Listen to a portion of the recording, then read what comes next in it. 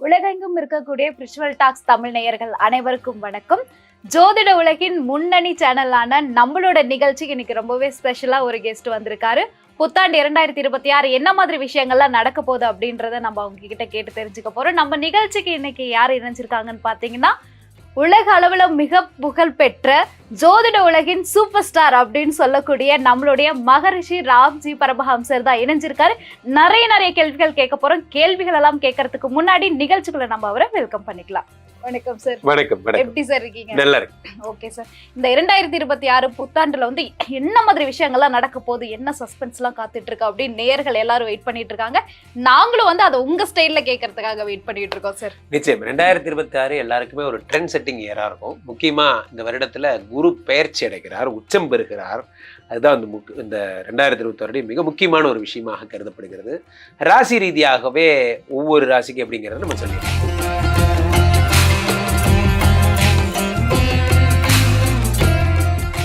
Sir, உங்க மனதிற்கு மிகவும் இனிய மகர ராசிக்காரங்களுக்கு வந்து இந்த புத்தாண்டு 2026 எந்த மாதிரி விஷயங்கள் சார் இருக்கும்? 2026 மகர ராசிக்காரர், என் மனதிற்கு மிகவும் இனிய மகர ராசிக்காரர்களே. மகர ராசிக்காரர்கள்னு எனக்கு ரொம்ப பிடிக்கும். ஸோ மகர ராசிக்காரர்களோட வாழ்ந்திருக்கிறேன். அவர்களை ரொம்ப வருடமா பார்க்குறேன். இவர்கள் வாழ்வில் என்ன நடக்குங்கிறதுலாம் எனக்கு ரொம்ப நல்லா தெரியும். மகர ராசிக்காரர்களுக்கு 2026 பிறந்த உடனே 12 கூடிய குரு பகவான் 6ல் மறைந்திருக்காரு. இதுல என்ன விசேஷம்? மறைஞ்சிருக்கிறதுல ஒரு விசேஷமா என்றால், மறையல, 6ஆம் இடத்தில் மறைந்து விபரீத ராஜயோகம் பெறுகிறார் குரு பகவான். விபரீத ராஜ யோகம். அப்ப என்ன ஆகும்? ஒரே நகையா வாங்குவீங்க. இந்த தீபாவளி சீட்டு ஃபண்டு போடுறீங்க, பட்டாசு வருது, அந்த கதையெல்லாம் விடுங்க சார். இந்த தடவை தீபாவளி நாங்கள் ஸ்ட்ரெயிட்டா ஜுவல்ஸ் எடுக்க போறோம், ஜுவல்ஸ் ஃபண்டு போட போறோம், சீட்டு போட போறோம், அது போன்ற விஷயங்கள்லாம். அப்ப நீங்க என்ன பண்ணுவீங்கன்னா, சேமிப்பு நிறைய பண்ணுவீங்க. முக்கியமா தங்க வாங்க போன்ற விஷயங்கள்லாம் பண்ணுவீங்க. எந்த குரு வந்து செலவுகளை கொடுத்தாரோ அவரே உங்களுக்கு சுபங்களை கொடுக்க போறாரு. எதுக்கு தேவையில்லாத செலவெல்லாம் கட் பண்ணி விட்டுருவார். எல்லாமே உங்க மடியில வந்து விடுற மாதிரி ஒரு அமைப்பு பண்ணிடுவார். 12 கூடியவன் 6ஆம் இடத்தில் மறைகிறான். 6ஆம் இடத்தில் மறைந்த குரு 5ஆம் பார்வையாக உங்களுடைய 10ஆம் இடத்தை பார்க்கிறார். பிஸ்னஸ் இந்த வருஷத்தோட ஸ்டார்டிங்ல சும்மாவே இருக்கமே, நம்ம ஏதாவது செய்வோமா அப்படின்னு யோசிக்கிறீங்க, எதையாவது ஒன்று யோசிக்கிறீங்க, திடீர்னு பார்த்தா அது பெரிய லெவலில் போயிடுது.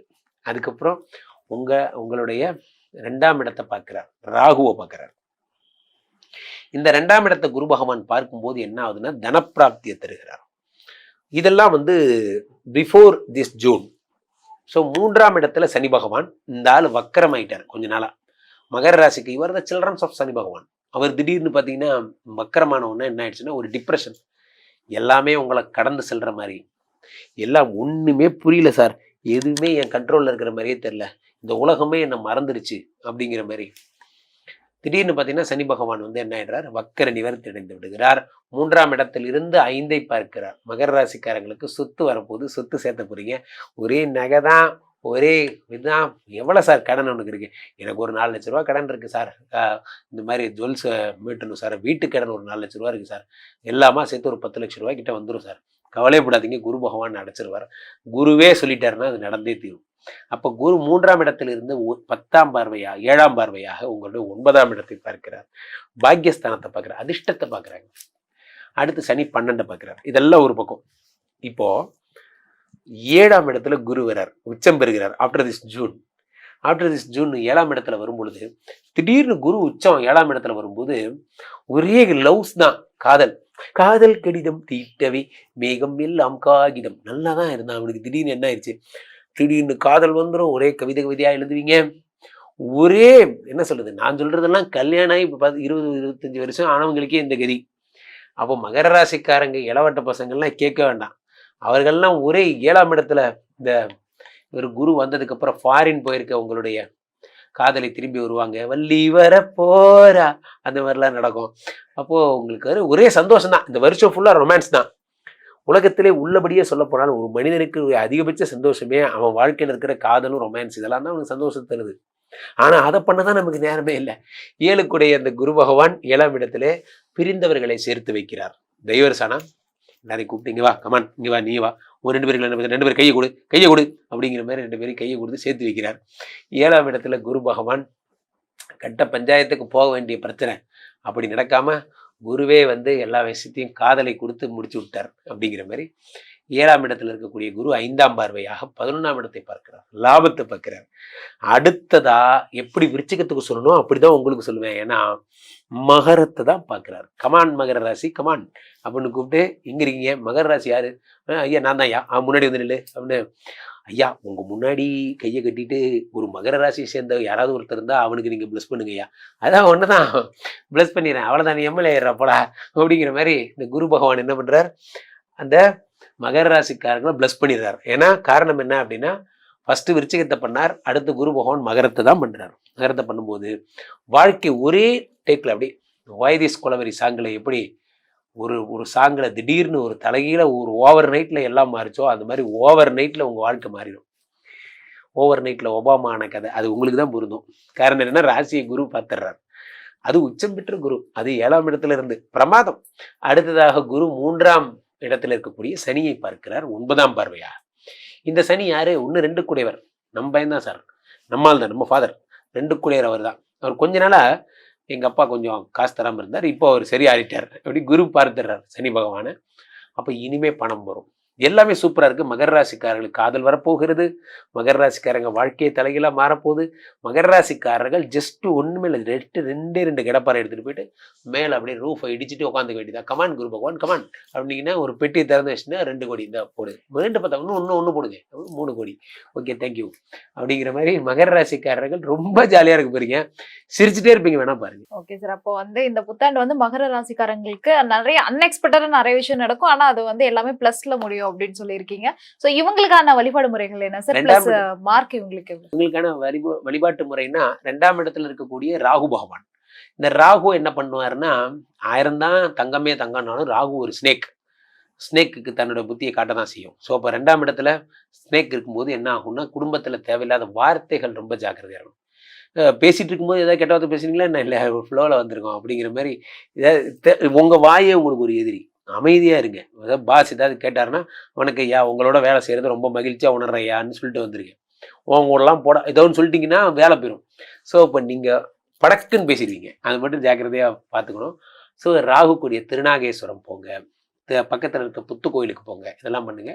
மற்றபடி மகர ராசிக்காரர்களுக்கு 100க்கு 98 மார்க். சூப்பர் சார், கண்டிப்பா நீங்க சொன்னது இந்த ராசிக்காரங்களுக்கு நிறைய விஷயங்களை தெரிஞ்சுக்கிட்ட மாதிரி இருக்கும். பிளஸ் அது மட்டும் இல்லாம நிறைய வழிபாடு முறைகளும் அவங்களுக்கு சொல்லியிருக்கீங்க, மார்க்கும் வேற போட்டிருக்கீங்க ராசிக்காரங்களுக்கு. இருந்தாலும் இந்த கிரகங்கள் மாற்றம் ஒரு மிகப்பெரிய ஒரு கேம் சேஞ்சர் அப்படின்னே சொல்லலாம். ஸோ திடீர்னு சனி பயிற்சியா இருக்கட்டும், குரு பயிற்சியா இருக்கட்டும், அது மிகப்பெரிய ஒரு சேஞ்சஸ் லைஃப்ல கொண்டு வரும். ஸோ இப்போ இந்த கிரக பயிற்சி என்னென்ன மாதிரியான விஷயங்கள் சார் கொடுக்குது, என்ன மாதிரி மாற்றங்கள்லாம் வரப்போகுது? இந்த வருடம் பெரிய கிரக பயிற்சின்னு ஒண்ணும் இல்லை கோகிலா. ஒண்ணு இந்த குருவினுடைய பயிற்சி மட்டும்தான். 2025 மாதிரி சனி ராகு குருன்னு 3 கிரகம்லாம் ஒன்றும் பெயரல. 2026ல குரு மட்டும்தான் பெயர்ந்திருக்காரு. ஆனா ஒண்ணு வந்தாலும் போதும், அது பெரிய மாற்றத்தை ஏற்படுத்தக்கூடிய அளவுல குருவே பெயர்ந்திருக்கார். அது உச்சம் பெற்ற குருவாக இருக்கிறது தான் ஒரு பெரிய பெனிஃபிட்டே. அது தங்க நெல்லிக்கனி மாதிரி சொல்லலாம். அந்த மாதிரி இந்த உச்சம் பெற்ற குரு பகவான் கடகத்துக்கு வருகிறார். அவர் என்ன பண்றாருன்னா, எல்லா உலகத்துல இருக்க அனைத்து ராசிக்காரர்களுக்குமே பொதுவாகவே நல்லது செய்ய போறார். முக்கியமாக இந்த உச்சம் பெற்ற குரு பகவான் இருக்கும்போது என்னோட அட்வைஸ் என்னன்னா, யாரா எந்த ராசியா இருந்தாலும் தங்கம் வாங்குங்க. இந்த வருடம் தங்கம் வாங்கினீங்கன்னா அது பெரிய இன்வெஸ்ட்மெண்ட்டா இருக்கும். காரணம் என்னன்னா, குரு நிறைய பொன்னார் மேனின்னு சொல்லக்கூடியவர், தங்கத்தை நிறைய கொடுப்பார். அதே மாதிரி டீச்சிங் ப்ரொஃபஷனல்ஸாக இருக்கிறவங்க, அதே மாதிரி ஏதாவது ஒரு மாஸ்டராக இருக்கிறவங்க, கராத்தே மாஸ்டர், இந்த மாஸ்டர் அந்த மாஸ்டர்லாம் சொல்கிறோம் இல்லையா, இந்த மாதிரி மாஸ்டர்லாம் இருக்கிறவங்களுக்குலாம் ரொம்ப நல்ல பீரியடு. உளவியல் சம்மந்தப்பட்ட சைக்கியாட்ரிக் அதை பற்றி ட்ரைனிங் சொல்கிறவங்க, வைத்தியர்கள், அவர்களுக்கெல்லாம் ரொம்ப நல்ல பீரியட். சனி என்ன பண்ணுறாருன்னா, நவம்பர் 28 வக்கரமானார். அப்புறம் வக்கர நிவர்த்தியோட தான் இந்த ஜனவரி 1ஆம் தேதி தொடங்குது. குரு பகவான் மிதுனத்தில் ஒரு 2 ஜனவரியிலேருந்து பிப்ரவரி வரைக்கும் வக்கரமாக இருப்பார். அப்புறமா மார்ச்சுக்கு அப்புறம்லாம் பொழந்து கட்டுவார். குரு பகவானுடைய பவர் பாருங்க. ஸோ மார்ச், ஏப்ரல், மே, ஜூன் வரைக்கும் குரு திரும்ப அற்புத பலன். ஜூனுக்கு அப்புறம் குரு உச்சம் பெற்ற பலன். இந்த மாதிரிலாம் நடக்கும். ரொம்ப சூப்பரான டைம் இது. இதுல என்ன விஷயம் அப்படின்னா, இந்த குரு பார்க்கின்ற முக்கியமான பிரதான ராசிகளே என்னன்னா, காலபுருஷனுக்கு 8ஆம் இடமாகப்பட்ட விருச்சிகம். அவங்கள புண்ணியசாலிகள் அப்படியே கொட்டப்புறம் அந்த 8ஆம் இடத்தை பார்க்கறதுனால என்ன ஆகுது அப்படின்னா, நிறைய சொத்துக்களை தரார். நிறைய சொத்துக்களை தரார். அடுத்த காலபுருஷனுக்கு 10ஆம் இடமாகப்பட்ட மகரம். அப்போ புதிய பிஸ்னஸ் ஸ்டார்ட் பண்ணுறவங்களாம் இந்த வருடம் ரொம்ப சூப்பராக அதில் பிரகாசிப்பாங்க. அதே மாதிரி காலபுருஷனுக்கு 12ஆம் இடம்னு சொல்லக்கூடிய மீனத்தை பார்க்குறாரு. அப்போ இதெல்லாம் பார்க்கும்போது அதுக்கும் என் ராசிக்கு என்ன சார் சம்பந்தம்னு நீங்கள் கேட்கலாம். பட் ஆனால் இது காலபுருஷனுடைய தத்துவத்தை வச்சு தான் இது மொத்தமே இயங்குது. இவங்க ராசிக்கு என்ன நடக்கும் அப்படின்னா, முக்கியமாக பிளஸ்டாகவே சொத்து சேர்த்துறதும் தொழிலில் பிஸியாக இருக்கிறதும் விரயங்களை குறைக்கிறதுமா குரு பகவான் ஜென்ரலாகவே கொடுத்துட்றாரு. அது இல்லாமல் தான் இப்போ நம்ம சொன்ன போனஸ் பாயிண்ட்ஸ் எல்லாம். இப்போ ஜென்ரலாக என்ன பண்ணிடுறாருன்னா, யாராக இருந்தாலும் தொழில் டெவலப் பண்ணி விட்டுறாரு. யாராக இருந்தாலும் உங்கள் பொழப்பு தாங்க எல்லாங்கிற மாதிரி பண்ணிடுறாரு. யாராக இருந்தாலும் தங்கம் வாங்கி கொடுத்துட்றாரு. இதெல்லாம் பண்ணிடுறாரு. முக்கியமாக குரு பலம் வந்துட்டாலே நமக்கு தெரியும் கோகிலா, குரு பலம் வந்துட்டாலே கல்யாணம் ஆகிடும், குழந்தை பிறந்துடும். ஏன்னா கல்யாணம் பண்ணும்போது நம்ம பார்க்குற ஃபர்ஸ்ட் பாயிண்ட் என்ன சொல்லுங்க, குரு பலம் வந்தாச்சா. குரு தான் ஃபர்ஸ்ட் பிரதானம். குழந்தை பிறக்கிறது போது என்ன கேட்குறோம், குரு பார்வைப்படுதா. இப்போது ஒரு மனிதரின் அடிப்படை தேவையே கல்யாணம், குடும்பம், வீடு, வாழ்க்கை, இது எல்லாத்தையும் குரு கொடுத்துருவார். அதனால இந்த வருடம் ஒரு சுபமான வருடமாக இருக்கும். தெளிவான பதில்கள் கொடுத்துருக்கீங்க. நிறைய பேர் உண்மையான பதில்கள் கொடுக்குறாங்களா அப்படின்றது தெரியல. ஆனா உங்களோட வார்த்தைகள் கண்டிப்பா உண்மை இருக்கு. அது நம்மளோட நேயர்கள் நிறைய பேர் சொல்லியிருக்காங்க. அவங்களோட இன்னொரு கேள்வி என்னன்னா, உங்களை எப்படி தொடர்பு கொள்றதா? ஏன்னா அவங்களுக்கு பர்சனலா நிறைய கேள்விகள் இருக்கலாம். அவங்களுடைய ஜாதகம் பத்தி உங்ககிட்ட கேட்கலாம். ஸோ அந்த மாதிரி அவங்களுக்கு நிறைய கேள்விகள் இருக்கு. ஸோ அவங்க எப்படி சார் உங்களை தொடர்பு கொள்ளலாம்?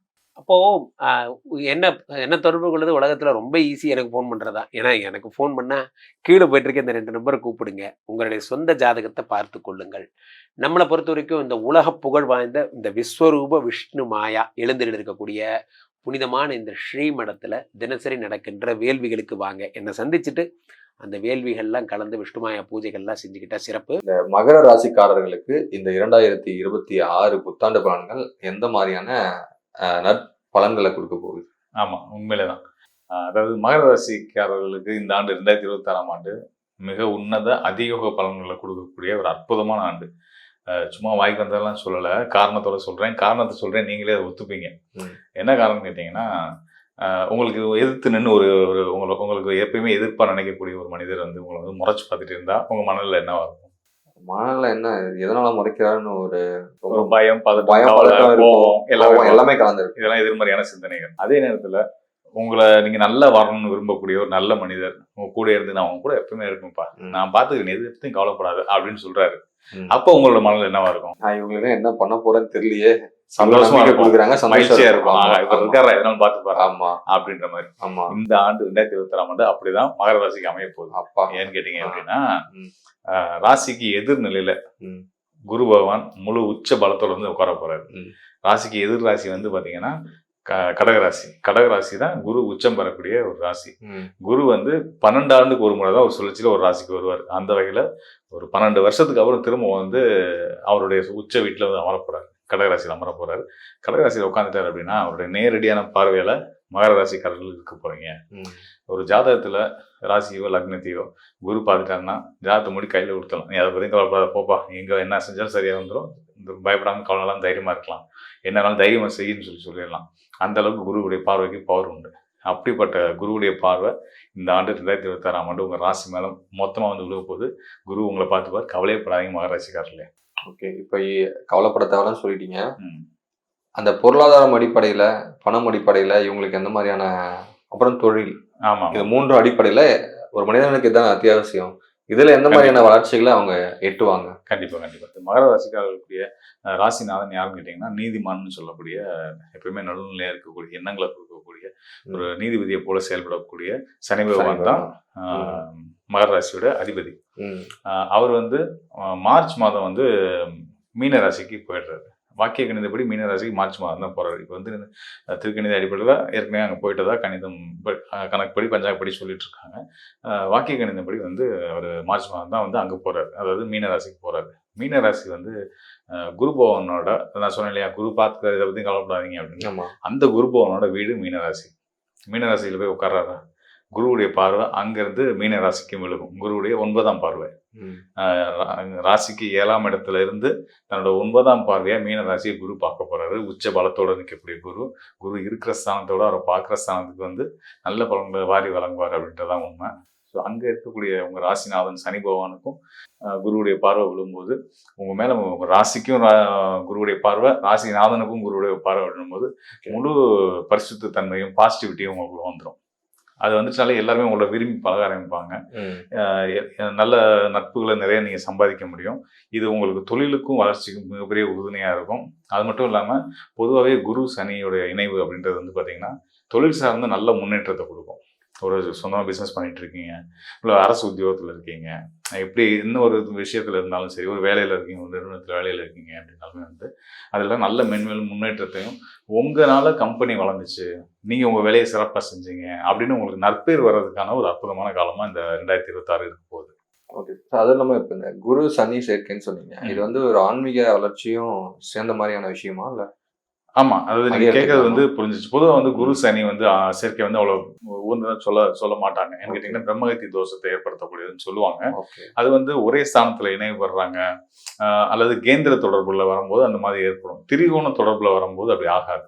ஏன்னா இங்க குருவோட பார்வை தான் வந்து சனிக்கு கிடைக்குது. குருவுடைய வீட்டுல சனி இருக்கு. அந்த குருவுடைய வீட்டுக்கு குருவோட பார்வையே கிடைக்கும் போது அந்த ஸ்தானமும் அந்த ஸ்தானத்துல இருக்கக்கூடிய சனியும் பரிசுத்தம் அடைகிறாங்க. இது வந்து நல்ல நிலையிலான தொடர்பு. இந்த தொடர்பு இருக்க ஜாதகர்கள் தான் வந்து ஒரு ஜாதகத்துல குருவும் சனியும் திரிகோண நிலையில தொடர்புல இருக்காங்க அப்படின்னா கண்டிப்பான முறையில அந்த ஜாதகர் வந்து இன்னும் சொன்னா இணைவு பெற்றிருந்தா கூட, நல்ல ஸ்தானத்தில் திரிகோண ஸ்தானங்கள்ல இணைவு பெற்றிருந்தா கூட அந்த ஜாதகர் வந்து ஒரு 1000 பேருக்கு சம்பளம் கொடுக்க பெரிய முதலாளியா வருவார்.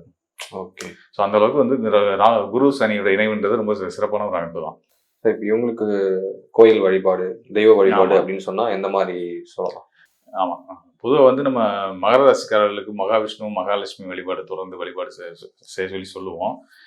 இங்கே இந்த காலகட்டத்தில் வந்து பார்த்தீங்கன்னா குருமார்கள் வழிபாடு ரொம்ப அவசியமாக இருக்குது. நம்ம யாராவது ஒருத்தரை வந்து ஆன்மீக பெரியவங்களை ஒரு குருவாக எடுத்துக்கிட்டு அவங்கள வந்து தொடர்ந்து இந்த இப்போ இருந்து நீங்கள் வழிபட ஆரம்பிச்சிங்கன்னா குருவர்களால் வாழ்க்கை சிறப்பாக இருக்கும் அப்படின்றத நம்ம சொல்லலாம். எல்லா பலன்களும் சிறப்பாக சொன்னீங்க. இதை தாண்டி இந்த குறிப்பா வந்து குரு வந்து 12 வருடங்களுக்கு ஒரு முறை வந்து கடகத்துல அமரப்போகுதுன்னு சொன்னீங்க. அதை தாண்டி சனியுடைய வக்ர பயிற்சி, சனியுடைய வாக்கிய கணித அடிப்படையில பயிற்சியும் இருக்கு அப்படின்னீங்க. சோ இன்னும் ஏனைய கிரகங்கள்லாம் இருக்கு, அதெல்லாம் ஆண்டு கிரகங்கள், இதெல்லாம் பேஸ் பண்ணி என்ன மாதிரியான இந்த வருடங்களுக்கு எந்த மாதிரியான பலன்களை கொடுக்கும் சார்? கண்டிப்பா. அதாவது நம்ம ஆண்டு கிரகங்கள் தான் வந்து ஆண்டு பலன்களுக்கு எடுத்துக்க முடியும். கோச்சார பலன்கள்னு வரும்போது நம்ம அதான் எடுத்துக்க முடியும். மாத பலன் வார பலன் வரும்போது நம்ம மாத கிரகங்கள் ஒவ்வொரு நாட்கள் வரக்கூடிய சந்திரன் அடிப்படையை வச்சு நம்ம சொல்லுவோம். ஸோ இங்கே ஆண்டு பலன் அப்படின்னு வர்றதுனால இந்த ஆண்டு ஆளக்கூடிய நபர்களா யாரு, கிரகங்களா யாரு? சார் ஒரு நிமிஷம் சார், இதுக்கு எதுக்கு நான் அதை கேட்டேன்னா, ஏற்கனவே வந்து குருவுடைய பயிற்சி இயர்லி ஒன்ஸ் இருக்கு, சனியுடைய பயிற்சி 2.5 வருடத்துக்கு ஒரு முறை தான். ஆனா ஏற்கனவே இந்த வருடம் 2025 சனியுடைய பயிற்சியை பார்த்துட்டு இருப்பாங்க. அது வந்துட்டு என்ன பஞ்சாங்கம் அடிப்படையில? திருக்கணித பஞ்சாங்க அடிப்படையில. இப்ப திரும்ப வாக்கிய கணித அடிப்படையில தான் அந்த பயிற்சி வருது. சோ இந்த கிளாரிட்டி மக்களுக்கு கொடுக்கலான்றது கேட்கிறேன். நீ கேட்டது ரொம்ப நல்ல கேள்வி. ஏற்கனவே வந்து சனி வந்து மீனத்துல தானே இருக்காரு. இப்போ நீங்க இப்பதான் இனிமே தான் வரப்போறாருன்னு சொல்றீங்களே, இது என்ன விஷயம்னு கேக்குறீங்க. அதாவது வாக்கிய பஞ்சாங்கத்தின் அடிப்படையில வாக்கிய பஞ்சாங்கத்தை ஃபாலோ பண்ணக்கூடிய பாரம்பரிய ஜோதிடர்கள்லாம் வந்து பாத்தீங்கன்னா நாங்க வந்து இனிமே தான் வந்து சனி பயிற்சி மீனத்துக்கு வரப்போறாரு. இப்போ வரைக்கும் கும்பத்துல ராகுவோட இணைவு பெற்று தான் இருக்காருன்றதான் நம்மளோட கணித அடிப்படையிலான நம்பிக்கை. ஸோ இந்த அடிப்படையில மீனராசிக்கு நம்ம வாக்கிய கணிதத்தின் அடிப்படையில மார்ச் மாதம் வரப்போறாரு, சனி வரப்போறாரு. ஸோ இது வந்து திருக்கணித முறையில ஏற்கனவே வந்துட்டு தான் ஒரு கணித முறை, அது ஒரு கணித முறை அதில் இருந்துகிட்டு இருக்கு. அதை ஃபாலோ பண்ணி சொல்லக்கூடிய, அதை நம்பி பலன் சொல்லக்கூடிய ஜோதிடர்களும் இருக்காங்க, அதை நம்பக்கூடிய மக்களுமே நிறைய பேர் இருக்கிறாங்க. வாக்கிய கணிதம் பாரம்பரிய முறை அதையும் ஃபாலோ பண்ணக்கூடிய ஜோதிடர்களும் பெரும்பான்மையான மக்களும் இருக்காங்க. திருக்கோயில்களில் பெரும்பாலும் வாக்கிய கணிதம் ஃபாலோ பண்ணுவாங்க. சித்தநாதர்கள் கொடுத்த கணிதத்துல அதுல மாற்றம் செய்யறதுக்கு திருநள்ளாறுல கூட இந்த சமயத்துலதான் வந்து அவங்களுக்கு செய்து கொடுத்த அந்த ஃபார்முலால வந்து மாற்றம் செய்யற அளவுக்கோ அதுல தப்பு இருக்குன்னு சொல்ற அளவுக்கு யாரும் வந்து அந்த உயர்நிலை யாரும் அடையலைன்றதுனால அவங்க கொடுத்ததே நாங்க ஃபாலோ பண்ணிக்கிறோம். அந்த அடிப்படையில தான் சனி வந்து மீனத்துக்கு வரதை நாங்க வந்து அடிச்சு சொல்றோம், கன்சிடர் பண்றீங்க. ஓகே, இது இன்னும் ஏனைய கிரகங்கள்லாம் இருக்குல்ல? ஆமா, அதன் அடிப்படையில இந்த வருடம் எல்லாருக்கும் எந்த மாதிரியான விஷயங்களை தரும்? அந்த குரு பகவான் கடகத்துக்கு வரப்போறது உறுதி. அவர் கடகத்துல உச்ச பலம் பெறக்கூடிய நிலையில இருக்க போறாருன்றது உறுதி. இது ஆண்டுக்கு குரு வந்து அவரோட சுழற்சி ஒரு ராசிக்கு ஒரு இடத்துக்கு வர்றதுனா திரும்ப வர்றதுக்கு 12 வருஷம் ஆகும். அந்த அடிப்படையில அவர் தன்னுடைய சொந்த வீடுன்னு சொல்ல முடியாது, உச்ச வீடு அவருக்கு ரொம்ப பிடிச்ச நட்பு வீடு, சந்திரனுடைய வீடு, அங்க வரப்போறாரு. அங்க வந்து சிறப்பான யோக பலன்களை எல்லாத்துக்குமே கொடுக்க போறாரு. மீனத்துல சனி குருவோட வீட்டுல, அந்த குருவே வந்து அந்த மீனத்துக்கு 5ஆம் வீடான கடகத்துக்கு வந்து அங்கே முழு பலம் அடைய போறாரு. கடகத்தில் குரு அமரும் போது அவருடைய பார்வை வந்து மீன ராசிக்கு கிடைக்கும். மீன ராசியில் இருக்கக்கூடிய சனிக்கும் கிடைக்கும். சனிக்கு சுபத்துவ தன்மையை கொடுத்துட்றாரு. அசுபர்னு சொல்லக்கூடிய சனிக்கு குருவுடைய இணைவு, திரியோண நிலை இணைவு கிடைக்கிறதுன்றது வந்து நல்ல ஒரு பாசிட்டிவிட்டியை எல்லாத்துக்குமே கொடுக்கும். எல்லா மக்களுக்கும் மனசுல நிம்மதியும் சந்தோஷத்தையும் அமைதியையும் கொடுக்கும் இந்த ஆண்டு அப்படின்னு சொல்லலாம். ஓகே சார், கண்டிப்பா இந்த 2026 நம்மளுடைய ஆடியன்ஸ்க்கு பார்க்குற எல்லாருக்குமே வந்து நல்ல ஒரு ஆண்டா அமையணும்னு நானும் வேண்டி கேட்டுக்கிறேன். நிச்சயம். ரொம்ப நன்றி சார். ரொம்ப சந்தோஷங்க. மீண்டும் நானும் மக்களுக்கு என்னுடைய புத்தாண்டு வாழ்த்துக்களை சொல்லிக்கிறேன். வரக்கூடிய 2026ஆம் ஆண்டு உங்களுக்கு அனைத்து விதத்திலையும் சிறப்பான மகிழ்ச்சியான ஆண்டு அமையணுன்றதை நான் இறைவன்கிட்ட வேண்டிக்கிறேன். கண்டிப்பான முறையில் நல்ல விதமாக இருக்கும் அப்படின்றத நான் சொல்லிட்டு இன்னொரு விஷயத்தை மட்டும் நான் உங்கள்கிட்ட பகிர்ந்து விரும்புகிறேன். அதாவது இப்போ நம்ம சொல்றது வந்து கோச்சார் அடிப்படையில் சொல்லக்கூடிய பலன்கள் அப்படின்றது ராசி அடிப்படையில் சொல்லக்கூடிய பலன்கள். ஜோதிட சாஸ்திரம் வந்து விதி அடிப்படையிலையும் கதி அடிப்படையிலும், அதாவது உங்கள் லக்ன அடிப்படையிலையும் சூரியன் உங்கள் ஜாதகத்தில் சூரியன் எங்கே இருக்காரு அப்படின்றத பொறுத்தும் சில பலன்கள் வந்து மாறுபடும். அது மட்டும் இல்லாமல் உங்களுடைய நடப்பு தசா புத்திகள், இப்போ உங்களுக்கு என்ன தசா நடந்துட்டு இருக்கு, அது உங்கள் வயதை பொறுத்து, உங்கள் பிறந்த நட்சத்திரத்தை பொறுத்து அந்த வேறுபாடுகள் வரும். அதன் அடிப்படையில் அது உங்களுக்கு யோகத்தை செய்தா என்ன மாதிரியான பலன்களை கொடுக்க தயாராக இருக்குது, அதையும் சேர்த்து இப்போ இருக்கக்கூடிய கிரக நிலைகளையும் வச்சு நம்ம பலன் சொல்லுவோம். அதுதான் இன்னும் நுட்பமாக சரியானதாக துல்லியமான பலன்களாக இருக்கும். தேவைப்படுவவங்க நிச்சயமான முறையில் என்னை தொடர்பு கொள்ளுங்க. கண்டிப்பாக அவங்களுக்கு நல்ல ஒரு வழிகாட்டுதலை கொடுக்கலாம் சார். உழைப்பால் உயரக்கூடிய இந்த மகராசிக்காரர்களுக்கு இந்த 2026 புத்தாண்டு பலன்கள் எந்த மாதிரியான நல்ல மாற்றங்களை கொடுக்க போகுது? ஸோ மகரம் வந்து உழைப்பால் உயர்றவங்க சார். இன்னொன்று நல்ல சுகவாசிங்க, சாப்பிட்டு நல்ல ரெஸ்ட் எடுக்கிறாங்க. முன்னாடி சொல்லியிருக்கேன், என் ஃப்ரெண்டில் இருக்கார், அவரோட லஞ்சு போயிட்டுனா 1.5 மணி நேரம் அவன் சாப்பிட்டு தலைவன் ஒரு டீயை குடிச்சு பொறுமையாக தான் எழுந்து வருவார். அந்த அளவுக்கு நல்ல ரிலாக்ஸாக இருப்பாங்க. ஆனால் உழைக்க ஆரம்பிச்சாலும் பயங்கரமாக உழைப்பாங்க. ரொம்ப அலர்ட்டானவங்க. இந்த முதல்ல மாதிரி பார்க்க தூங்கிட்டே இருக்க மாதிரி இருக்கும். டக்குன்னு கிட்ட பண்ணா டக்குன்னு பிடிச்சிடும். அவ்வளோ அலர்ட்டானவங்க. அவங்களுக்கு வந்து எல்லாமே நல்லா இருக்கு. இந்த வந்து ஒரு 7.5 வருஷம் சனி பயிற்சிக்கு அப்புறம் இப்போதான் ஒரு 6 மாதம் மூச்சு விடுறாங்க. அதுவும் போன ராசிபலன்லாம் பார்க்கும்போது கீழே மகரம்லாம் போட்டிருந்தாங்க. ஒன்றும் எங்களுக்கு முடியல, ஒன்றும் கஷ்டத்தில் இருப்பாங்க. இன்னும் சில பேருக்கு அந்த 7.5 வருஷத்துக்கு முடிஞ்சிடுச்சுன்னு சொல்கிறோம். ஆனால் எல்லாருமே பர்ஃபெக்டாக 7.5 வருஷம் தான் முடியும். ரொம்ப சில பேருக்கு முன்ன பின்ன நடக்கும். நிறைய பேர் இப்போ தான் ஒன்றும் வெளியேருந்து வந்துட்டு இருக்காங்க. அவங்களுக்குலாம் குட் நியூஸ் என்னன்னா, இந்த 2026 வந்து ரொம்ப நல்லாயிருக்கும். இந்த வருஷம் ரொம்ப நல்லாயிருக்கும். அதுவும் ஓவராலாகவே நான் அதுக்கு தனஸ்தானம் ஒன்றும் நல்லாயிருக்கு. ஏன்னா அவங்க தனஸ்தானம் கும்பம் வந்து ஆக்சுவலாக குரு பார்க்குறாரு. அதனால் அவங்களுக்கு காசு வரும். நல்லா ராகு இருக்கிறதுனால பெரும்பணமே வரும்.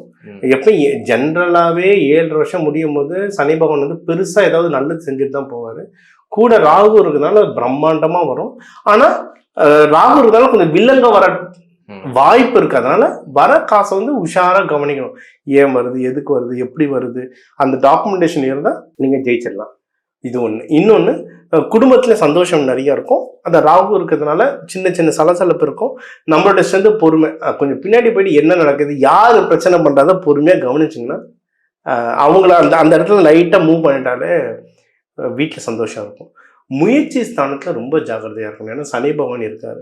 மகரத்தில் நிறைய பேர் கவர்மெண்ட் ஜாபுக்கு ட்ரை பண்ணுவாங்க. எஸ்பெஷலி இந்த திருவோணத்தில் இருக்கவங்க, கவர்மெண்ட் ப்ரைவேட்டில் இருந்தாலும் நிறைய பேர் இந்த நேவியில் இருப்பாங்க. ஆயில் ரிக், இந்த கடல் சார் விஷயங்கள்லாம் நிறைய பேர் வேலையில் இருப்பாங்க.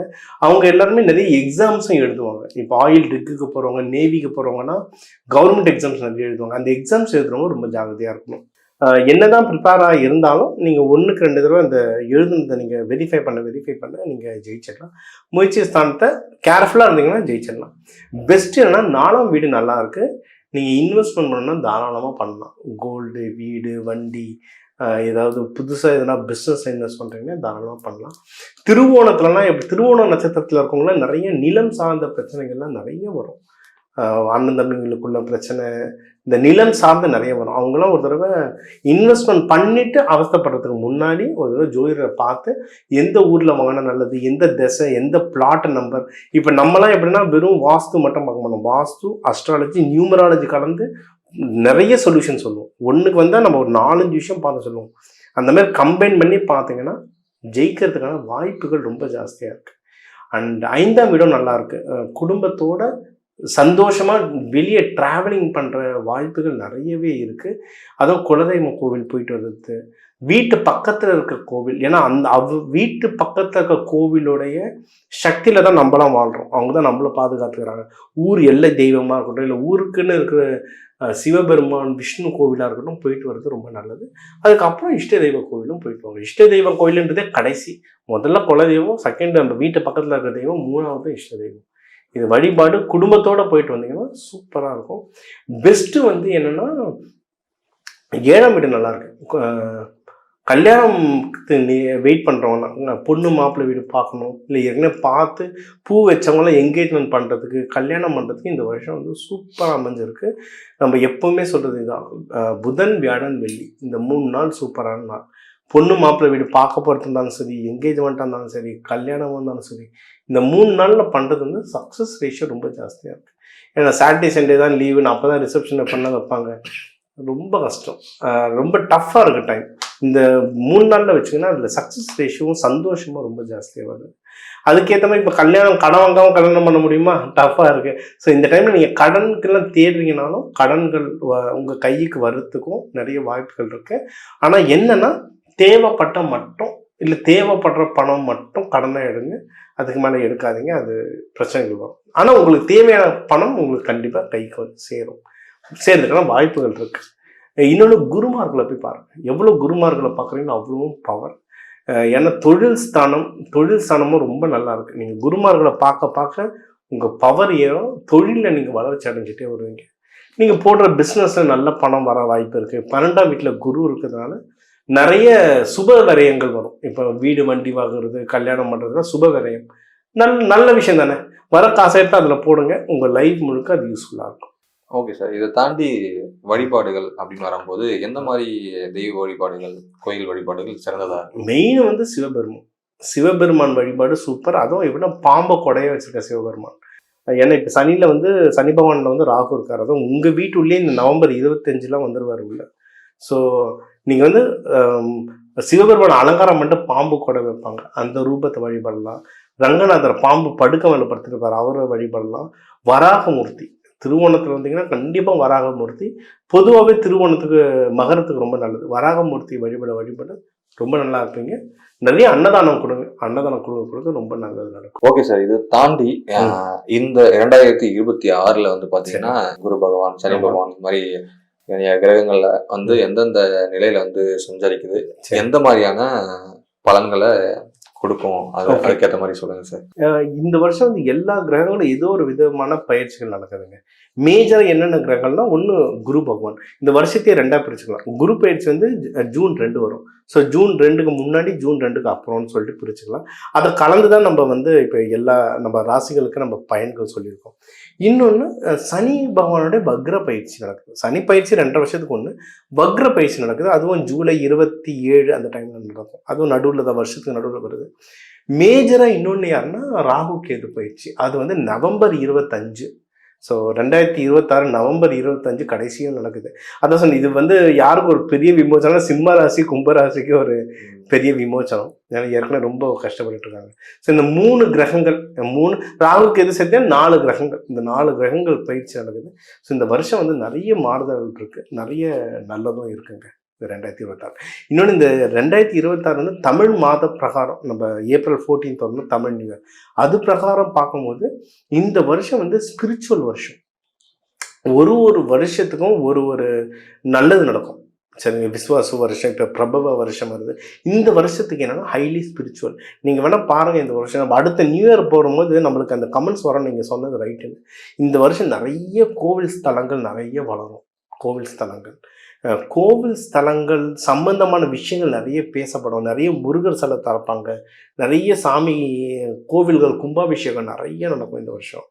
இன்னொன்று, தொழில்களும் நிறைய ஆன்மீகம் சம்பந்தமான நிறைய தொழில் வரும். நீங்கள் இப்போ பார்த்தீங்கன்னா ஆன்மீக சம்பந்தமான நிறைய சேனல்கள் வருது. நிறைய ஆன்மீக கோவில்களை சுற்றி நிறைய கமர்ஷியலாகவே ஆன்மீகம் சம்பந்தமான நிறைய விஷயங்கள் நடக்கும். ஆன்மீக சம்பந்தமான ஆப்ஸ், ட்ரைனிங், கடவுள் வழிபாடு வந்து ரொம்ப நடக்கும். இந்தியா தமிழ்நாடு மட்டும் இல்லை, உலக லெவலில் நடக்கும். அதுலேயும் இந்தியா தமிழ்நாட்டில் ரொம்ப அதிகமாக வருங்க இந்த வருஷம். இன்னொன்று சார், இப்போ இந்த வருஷம் இந்த new year, English new year பிறக்கிறதே எப்படின்னா நம்மளுக்கு வந்து சுக்கிரன்ல தான் பிறக்கிறார். அதுவும் எப்படின்னா நம்ம தாரஸ்ன்னு சொல்லுவோம். நம்மளுடைய ரிஷப ராசியில ரோகிணி நட்சத்திரத்துல பிறக்கிறாரு. அன்னைக்கு பிரதோஷம் வேறு. ஸோ ரிஷபன்றது சுக்கிரன், ரோகிணின்றது பெருமாள் சந்திரன், இவர் என்று பிரதோஷம் வந்து சிவபெருமான். ஸோ எல்லா மேஜர் கடவுள்களுமே இருக்காங்க. ஸோ இந்த நியூ இயர் பிறக்கிறதே எப்படின்னா ரொம்ப நல்ல ராசியில் ரொம்ப நல்ல நாள் கிழமையில தான் பிறக்குது. ஸோ இந்த வருஷம் வந்து ரொம்ப நல்லா இருக்கும். நம்ம முன்னாடியே சொன்ன மாதிரி இது வந்து ஆன்மீக வருஷம். ஒரு வருஷத்துக்கு வந்து சில வருஷங்கள் வந்து கொஞ்சம் குரோதி வருஷங்கள்லாம் கொஞ்சம் எதிரிகள் கிட்ட இருந்து ஜாக்கிரதைன்னு சொல்லுவோம். ஒவ்வொரு வருஷம் தீம் இருக்கும். இந்த வருஷம் ஆன்மீக வருஷம். இது வந்து அருட்பெரும் நாள், அருட்பெரும் வருஷம்னு சொல்லுவோம் நம்ம. அதாவது தெய்வ வழிபாடை நீங்க எவ்வளவு பிடிச்சுக்கிறீங்களோ அவ்வளவு இந்த வருஷம் முன்னேறுவீங்க. ஜென்ரலாக நம்ம ஜோதிடத்திலேயே நம்ம தெய்வத்தை பிடிச்சிப்போம்னு சொல்லுவோம். ஆனா இந்த வருஷம் வந்து தெய்வத்துக்காகவே வர வருஷம். இந்த வருஷம் வந்து சாமியை பத்தி அவ்வளோ அப்டேட்ஸ் வரும் பாருங்க. ஸோ இந்த வருஷத்துக்கு நீங்க தெய்வத்தை, உங்க இஷ்ட தெய்வம் இல்லைன்னா உங்க ராசி நட்சத்திரத்துக்கு, நம்ம தனாகர்ஷண பயிற்சிலாம் அதான் சொல்லுவோம், உங்க இஷ்ட தெய்வம் ஒண்ணு, ஆனா உங்க ராசி நட்சத்திரத்துக்கு என்ன தெய்வம்ன்றதை நீங்க அதை பிடிச்சுக்கிட்டீங்கன்னா 3 தெய்வம் பிடிக்கணும் சார். ஃபர்ஸ்ட் குலதெய்வம், அடுத்து உங்க ராசி நட்சத்திரம் லக்னம், அதுக்கேற்ற தெய்வம், அப்புறம் உங்க இஷ்ட தெய்வம். இந்த 3 தெய்வத்தை நீங்க பிடிச்சிட்டீங்கன்னாவே லைஃப் டைம் செட்டில்மெண்ட் எப்படியும் உங்களை காப்பாத்திட்டு வந்துடுவாங்க. ஸோ இந்த 2026 வந்து பொதுவாகவே எல்லாருக்குமே ஒரு ரொம்ப சூப்பரான வருஷமா இருக்கு. தெய்வ வழிபாடு கையில வச்சுக்கோங்க சார். ஓகே சார், இந்த 2026 புத்தாண்டு பலன்களை மிக சிறப்பா எல்லாருக்கும் சொன்னீங்க. கண்டிப்பா நம்ம நேயர்களுக்கு ரொம்பவே பயனுள்ளதா இருக்கும். ரொம்ப நன்றி சார். ரொம்ப நன்றி சார். நம்ம நேயர்கள் எல்லாருக்குமே 2026 புத்தாண்டு வாழ்த்துக்கள். வாழ்க வளமுடன்.